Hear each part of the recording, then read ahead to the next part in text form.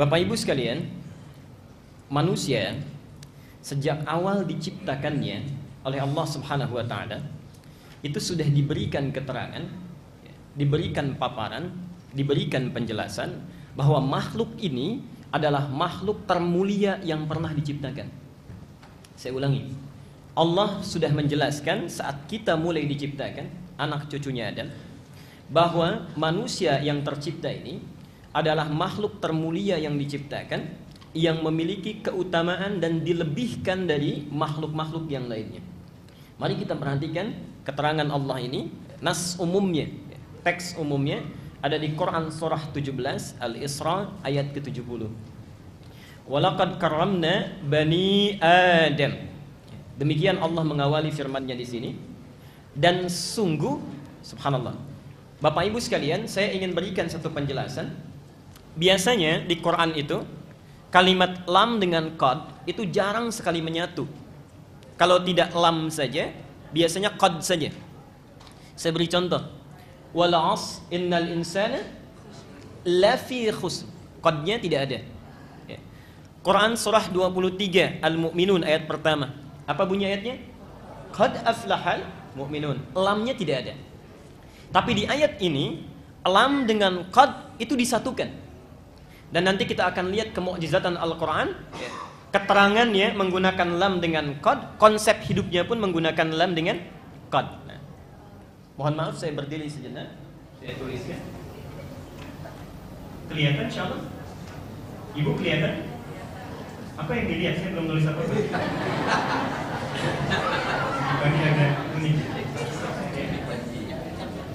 Baik.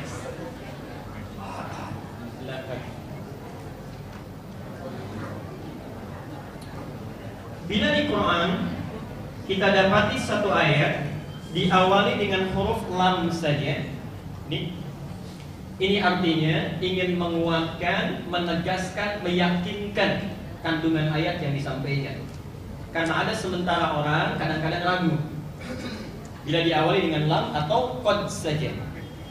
Tapi bila keduanya disatukan dalam satu ayat menjadi laqad, bukan lam saja, bukan qad saja, ini artinya betul-betul ingin meyakinkan dan meminta kita jangan ragu sedikit pun. Ya? Betul-betul ingin meyakinkan dan meminta kita tidak boleh ragu sedikit pun. 100% yakin. Allah mengawali firman-Nya di Quran surah 17 ayat 70 tadi. Wa laqad karramna. Wa dan laqad sungguh kalian harus yakin kata Allah, jangan pernah ragu sedikit pun. Karramna bani Adam, kami telah memuliakan, menciptakan dengan mulia anak keturunan Adam itu. Jadi saat mulai lahir pun atau bahkan sebelum lahir, kita sudah diminta oleh Al-Quran untuk percaya diri bahwa kita ini makhluk paling mulia. Untuk yakin pada diri kita bahwa kita ini adalah makhluk yang sangat dimuliakan.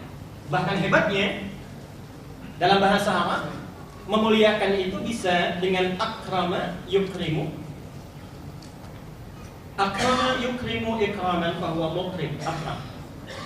Yang kedua, ada yang menggunakan karama yukrimu. Ada tasydidnya. Pelan-pelan. Ada yang menggunakan hamzah, ada yang menggunakan tasydid. Kalau kalimat menggunakan hamzah, ini umumnya berarti sesuatu yang berlangsung sekaligus, satu masa saja, satu fase saja. Tapi kalau ayat yang menggunakan tasydid, ini karama nazzala, ya, ini berarti prosesnya berlangsung tidak sekaligus, bertahap, ya, sampai kemudian sempurna. Perhatikan hebatnya Allah ketika menguraikan turunnya Al-Quran dan kitab yang lainnya. Ali Imran ayat ketiga. Alif lam mim sadr. Allahu la ilaha illa wal hayyul qayyum. Perhatikan ayat 3-nya. Nazzala 'alaikal kitaba bil haqqi musaddiqan lima baina yadayhi wa anzala at-taurata wal injil. Ketika Allah menyebut turunnya Al-Quran, Allah menggunakan kalimat nazzala.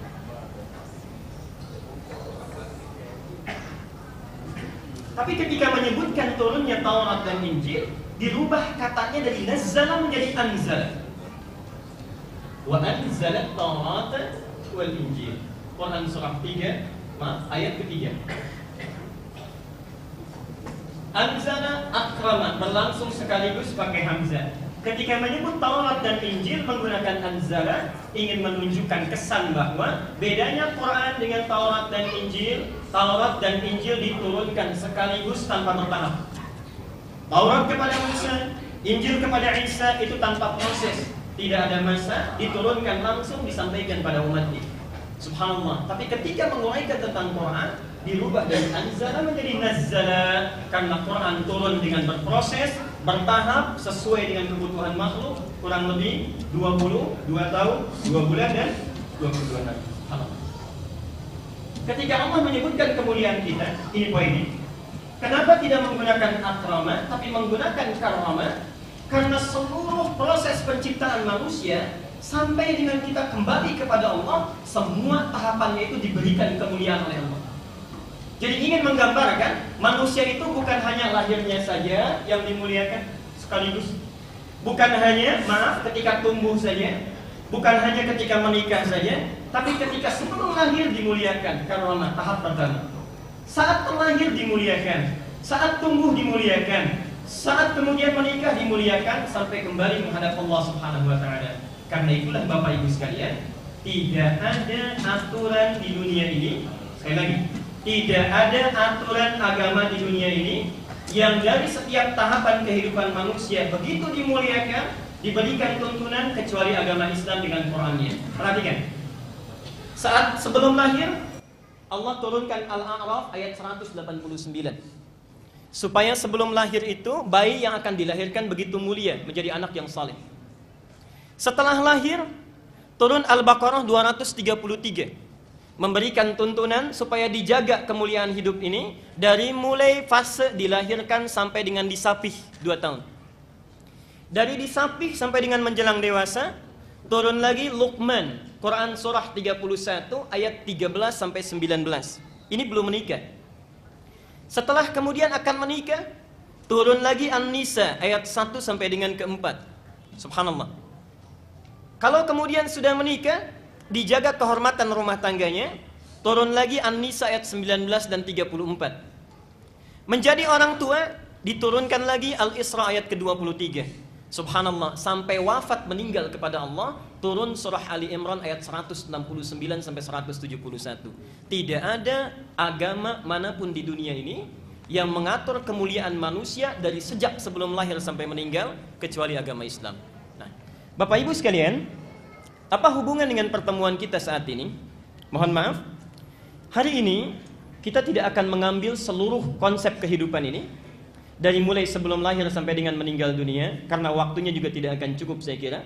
Insya Allah kita akan mengambil saja bagian dari perjalanan hidup manusia yang menawarkan konsep kesempurnaan, kehormatan, kebaikan dalam kehidupannya di dunia, yaitu fase yang ketiga dan keempat dalam kehidupannya, yaitu pada masa berumah tangga.